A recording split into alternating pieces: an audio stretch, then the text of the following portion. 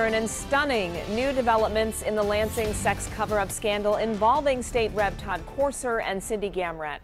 Courser's name is now linked to a phone that sent the blackmail texts that allegedly sparked the whole cover-up.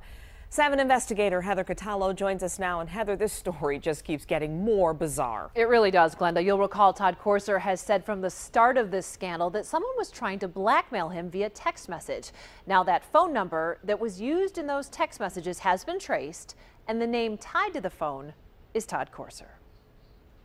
Did Representative Todd Courser send himself fake blackmail text messages?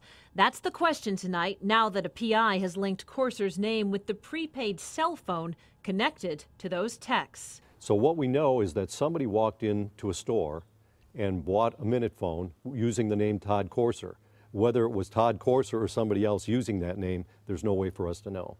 Former 7 investigator turned private investigator Scott Lewis says reporters from the website MLive hired him to trace the phone number. And the interesting thing about it, he said the people from the Gamrat camp had said that they traced this phone through a private investigator and they found out whose phone it was.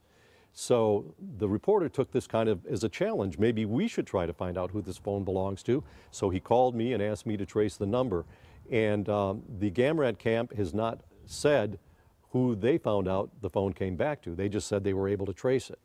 Courser has said the alleged blackmailer threatened to expose his affair with Representative Cindy Gamrat if the Tea Party Republican from Lapeer did not step down. Lewis also tells us the phone number comes back to a P.O. box in Detroit, which is registered to a man from Highland Park who died back in 2012. That's another bizarre twist to this. So why would somebody be paying for a post office box that's in the name of somebody who's already dead?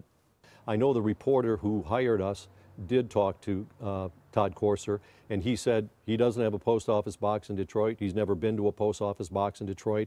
He said he didn't order that phone that was used in the blackmail scheme. And he, of course, has asked the Michigan State Police to look into this. So I think there's a lot more to come down the road.